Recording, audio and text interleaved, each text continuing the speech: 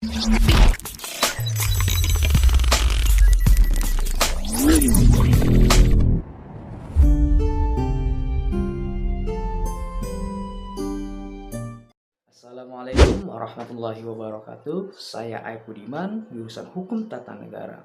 Dalam video kali ini, saya akan menjelaskan terkait pengertian konstitusi dan tujuan konstitusi. Konstitusi pada umumnya bersifat kodifikasi, yaitu sebuah dokumen yang berisi aturan-aturan untuk menjalankan suatu organisasi pemerintahan negara. Namun, dalam pengertian ini, konstitusi harus diartikan dalam artian tidak semuanya berupa dokumen tertulis.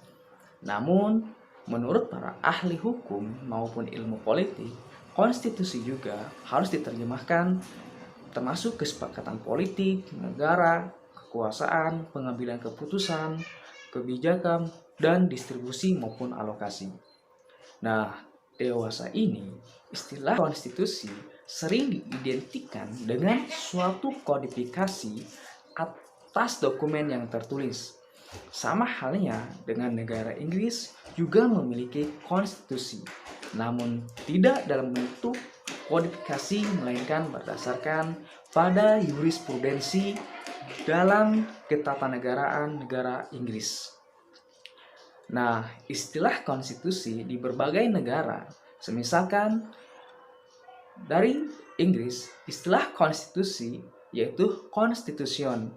Dari Belanda disebut constitutie. Dalam bahasa Latin, constitutio atau constituer. Sedangkan dalam bahasa Prancis yaitu constituture. Dalam bahasa Jerman yaitu Verfassung atau Constitution.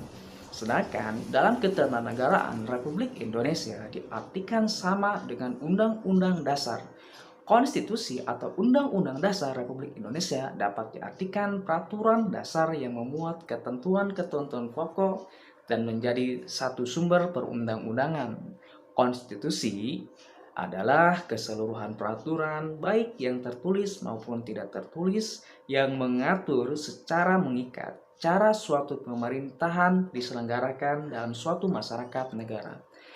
Nah, menurut tokoh K.C. Ware, konstitusi adalah keseluruhan sistem ketatanegaraan yang berupa kumpulan peraturan yang membentuk, mengatur, atau memerintah dalam pemerintahan suatu negara.